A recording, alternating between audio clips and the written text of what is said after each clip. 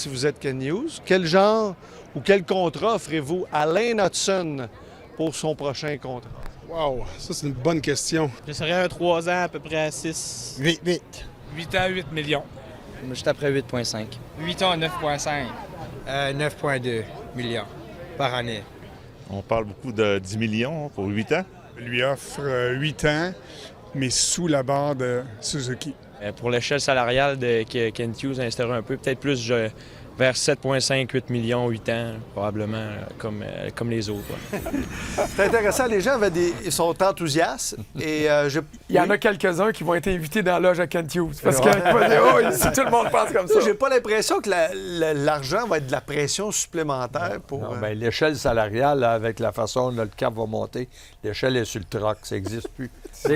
Moi, Pierre Lacroix me demandait souvent, fais une liste 2-3 fois dans l'année. Fais une liste de l'importance. Si je te dis, tu gardes 1 joueur, 2 joueurs, 3 joueurs, puis ça, puis il fallait que ma liste corresponde à son échelle salariale, mais il n'y a pas de cap salarial.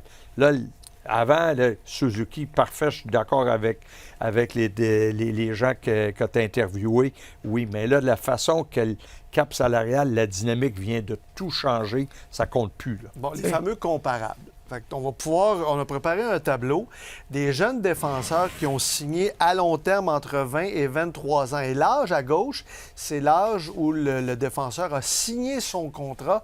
Et complètement à droite, vous avez le pourcentage que ce contrat prenait sur la masse salariale au moment où on l'a signé lors de la première année du contrat.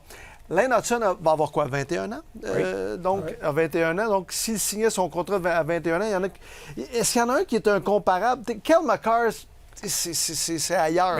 Oui, c'est ailleurs. Sauf que si tu es Kent Hughes, tu regardes tout de suite Kel McCarr, puis tu dis, bon, regarde, il y a 9. Si je suis l'agent de Lane Hutson, je parle de Rasmus Dahlin, qui a 11 millions de dollars.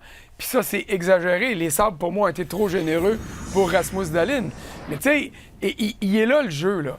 Si Kent Hughes est capable d'avoir Lane Hutson pour 8 ans au salaire que Nick Suzuki fait, bien, ça va être un génie. C'est un vol. C'est ça.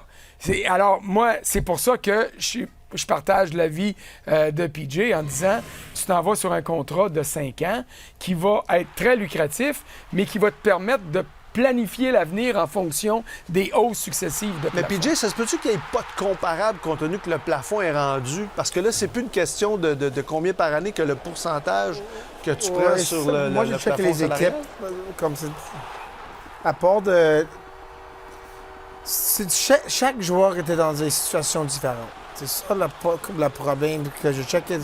Vancouver, c'est différent avec Quinn. Peut-être le seul, c'était Cale. Cale avait pris un contrat de 6 ans. Mais s'il gagne le trophée de recrue de l'année, ça va être difficile de son agent de dire tu ne demandes pas plus que 9, 8, choisis un numéro. Mais la mentalité que Kent parle, de comment ça faut restaurer dans la structure avec Nick, c'est une jeune kid, puis Kent était sur les deux côtés, comme maintenant c'est le directeur général, mais il était un agent avant. Alors, il connaît comment la famille puis les joueurs vont penser, puis maintenant, il connaît comment l'équipe pense. Alors, moi, je suis d'accord avec toi. Ça va être un contrat de 5 à 6 ans dans ma tête. Ouais. Puis, environ le rythme, juste là, proche. On est à 5. Suzuki, 7-8. C'est 7-8? Oui, c'est ça. Il va être un petit peu en bas. Mais c'est un contrat à 7-5 là, pour 5 ans. Puis en transition vers des contrats qui vont à ce moment-là dépasser allègrement le cap des 10 millions. C'est 30. Puis tu vas y rester avec un noyau qui va jouer ensemble. Il va y avoir un petit goût de cette ville. Tu peux faire de l'argent sur le côté. Tu peux faire... Mais 5 ans avec cette contrat où tu peux avoir Slavkovski, tu peux avoir Caulfield, tu peux signer Goulet, tu peux signer des autres joueurs aussi pour que ça continue à cette projection pour l'équipe. Hey, PJ vient de dire le mot clé, projection. Hey, projection au point de vue d'année, projection au point de vue de salaire, projection au point de vue de la qualité de l'équipe, projection, est-ce qu'on peut le faire jouer à gauche, s'il vous plaît? Oui, Parce que si vraiment on veut maximiser sa valeur, qu'on le mette à gauche. On a vu la différence à droite, toujours sur son revers, tandis qu'à gauche, il aime piétiner, là, il dandine vers le centre, il amène l'ailier, il coupe le long de la bande, il est sur son côté fort, peut lancer, il peut faire des passes en transversale, peut continuer.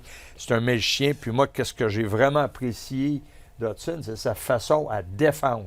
Oui. Et moi, là, c'était ma plus grosse crainte. Je disais, il va se faire défoncer, ces choses-là. Tellement intelligent, agressif, mais non physique, parce qu'il n'y a pas le choix. Il joue dans ses forces, cache sa faiblesse, qui est évidemment son gabarit, mais il n'a pas fait mal aux Canadiens. Il a aidé le Canadien combien de fois en 2 contre 1, en 3 contre 2, dans les coins de patinoire. Évidemment, dans les rondelles 50-50, où il y a des contacts physiques, il y a des chances qu'il va finir deuxième. Mais à part de ça, c'est une force pour le Canadien. Est-ce que c'est pas le jeune qui a... Tu parlais de projection, là, que les projections par rapport à ce jeune-là, il y a plus de certitude envers lui que quand tu as donné un contrat de 8 ans à Slavkovski, puis tu espères qu'il va être... Tandis que Lane Hudson, il va s'améliorer. Là. C'est ça le mais point. Mais il y a beaucoup de certitude dans son jeu, lui, présentement, par rapport à d'autres jeunes que tu dis, hey, peut-être que plus tard, ils vont être... Ta comparaison est intéressante, puis Slavkovski avait été blessé. Puis qu'est-ce qu'on a dit l'an dernier quand Slavkovski a signé ce contrat-là? Dans 5 ans, ça pourrait devenir une aubaine. Ouais. Alors, tu sais, c'est ça qui est le jeu dans ça. Alors, et c'est pour ça que moi, je considère que si t'es le Canadien, tu as une chance à prendre en signant 5 ans seulement, parce que dans 5 ans, ça va probablement te coûter beaucoup plus cher que ce que le clan Hudson voudrait avoir là, si les projections hockey se maintiennent. Alors, tu sais, c'est de la haute voltige financière. Et puis moi, c'est pour respecter l'équilibre au sein d'une équipe que je considère que c'est là-dessus que le Canadien devra travailler très fort. Dans son point de presse, Kent Hughes a dit, avec Cole Caulfield, on a attendu à la fin de son contrat d'entrée. Avec Goulet et Slavkovski, ils avaient déjà 2 années de compléter dans la Ligue nationale, ce qui n'est pas le cas de Lane Hudson. Je veux vous entendre, c'est quoi la meilleure stratégie, là, ou attendre à la fin de son contrat d'entrée? Il n'y a pas de mauvaise réponse. Moi, personnellement, je le ferais tout de suite parce qu'on sait que le cap salarial va monter. Puis tantôt, on va voir des comparaisons qui les comparaisons, d'une certaine façon, ne tiennent plus. Là, parce que le cap salarial va tellement monter que Kent Hughes va se servir de ces comparables-là. Puis l'agent Alain Hudson va dire non, ça, c'est de l'histoire ancienne. Donc, pour moi, Lane Hudson nous a prouvé que c'est un maniaque de hockey qui en mange du hockey. C'est ça, moi, je le signerais tout de suite. Parce que s'il y a une grosse année, là, encore plus grosse que cette année, ça va coûter plus cher? Oui. L'idée de faire comme tu faisais dans le temps avec Boston, avec New Jersey, c'est que tu donnes ton meilleur joueur le plus d'argent, puis tout le monde tombe en dessous de ça. Tu viens d'aller chercher Laine qui fait 8,7, alors ça, c'est déjà changé un peu la mentalité sur ça, mais l'agent... Puis aussi, chaque année, le montant, le cap montait juste un peu. On vient de voir en 2 ans, ça va monter par presque 20 millions. Alors, ça va changer complètement.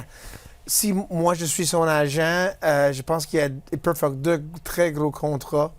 Moi, je penserais peut-être un contrat un peu comme Matthews. Est-ce que tu prends pas un pont, mais 5 ans? Oui. Quelque chose de 5 ans, parce qu'imagine qu'est-ce que le cap va être en 5 ans. Mais le risque qu'ils ont attendu avec Cole Caulfield, Cole était blessé. Puis est-ce qu'on donne 8 millions pour un gars qui était blessé après une mise en échec? Ça, c'est la question avec Lane. Et ça, pour moi, c'est crucial, ce que tu viens de mentionner par rapport au fait que la structure salariale du Canadien est faite et ainsi faite que Suzuki est le plus haut salarié. Mais ça ne tiendra plus avec les... Ça ne tiendra plus. Mais ce que tu peux faire, si tu veux respecter ça, tu y vas avec un contrat de 5 ans qui va être très lucratif, mais qui tu ne donneras pas plus à ce moment-là à il n'y aurait pas 8 millions. Exactement. Pour 5 ans. Et là, tu mets ça sur 5 ans. Alors, transposons-nous dans 5 ans. Suzuki va être revenu négocier. Caulfield va frapper à la porte pour négocier. Slavkovski aussi. Tout le monde va arriver là, dans une fourchette. Le plafond va avoir monté. Et dans 5 ans, peut-être que Lane Hudson sera le meilleur joueur du Canadien et qu'à ce moment-là, ça sera normal de lui donner un 11,5, un 12 par année qui fera de lui le joueur le mieux payé parce qu'il sera le meilleur. Mais est-ce que est-ce que Hudson peut avoir une baisse de régime l'an prochain? Est-ce que, puis un sophomore jinx, on a vu ça, ça arrive à tout le monde, puis ça fera pas de lui un mauvais joueur de hockey. Est-ce qu'il va suivre les traces de Cale Makar puis de Quinn Hughes au Colorado puis à Vancouver? Peut-être aussi. Puis tu regardes, ces deux gars-là ont eu moins d'argent que d'autres défenseurs qui ne sont pas au même niveau rendus où ils sont dans leur carrière. Donc, il y a différentes avenues qui s'offrent aux Canadiens et à Lane Hudson également. Oui, parce que lui, il est dans le siège du conducteur. Puis il y a différentes lignes de pensée aussi. Ouais. Oui, parce que est-ce que Lane Hudson va regarder un Goulet? Ah, c'est mon coéquipier, c'est mon ami. L'agent, quelle relation qu'il a avec Kent Hughes? Il y a un paquet de facteurs qui va décider du fait que un kid comme Lane Hudson semble un kid à sa place, ces choses-là. Est-ce qu'il va vouloir peut-être pas froisser, mais jouer la ligne dure puis dire à son agent, ou son agent va lui dire hey, on va pour le magot, on va pour le moton. Il va dire non, c'est correct. Moi, je ne le vois pas comme ça, ce gars-là, justement. Et c'est pour ça qu'il y a tellement de lignes de pensée qu'il va falloir attendre, voir le dénouement. Là. Il y a le concept familial aussi qui rentre là-dedans. Il y a son petit frère qui s'en vient. Tu as des parents qui regardent ça, puis tout ça, puis tu sais... là, je ne suis pas en train de dire que c'est nécessairement le plan de pension de la famille, mais ça fait partie de ça, puis de la manière que tu es élevé. Si tu es élevé pour le point sur la table tout le temps pour aller revendiquer plus, ce qui est pas mauvais en soi, ou que tu es élevé par des parents qui disent « Hey, on a toujours été des gens qui étaient à notre place, on sait se contenter, puis honnêtement, tu gars rendu à 8 millions, moi, je suis ton père, puis PJ, t'es ta mère, puis on te dit... Regarde, c'est déjà pas pire, là. Alors, c'est déjà beaucoup d'argent, plus qu'on n'en a jamais rêvé d'obtenir. Alors ça, c'est des facteurs qui vont entrer en ligne de compte. 5 ans à 8 millions, c'est 40 millions. Tu ne vas jamais travailler un autre jour de ton vie. Tes enfants ne vont jamais travailler un autre jour de leur vie. Mais ça, c'est juste un contrat de 5 ans. Donc, c'est ça le point avec le problème. Mais je regarde les équipes qui ont gagné dans les dernières 15 ans. Une équipe comme Chicago, tu avais Taze, tu avais Kane, tu avais des gars qui ont pris moins pour être capable de jouer avec Seabrook, avec Duncan Smith, d'aller jouer. T'allais à Boston, Bergeron toujours prenait un peu moins, Marchand prenait un peu moins, des gars qui prenaient toujours un peu moins pour les entourer, tu payes Pasternak, pour payer les gars. Pittsburgh, c'est toujours le cas. Crosby fait 8,7 toute sa carrière pour payer les markets. 3 coupes là. T'avais 3 quoi? C'est le cas avec les équipes qui gagnent, qui trouvent une façon à gagner parce que tu veux t'entourer avec des bons joueurs. Quand tu parles de famille, c'est aussi la famille des Canadiens. Complètement. Si tu veux être le gars, on ne peut pas aller chercher quelqu'un d'autre parce que Lane fait son 10 millions.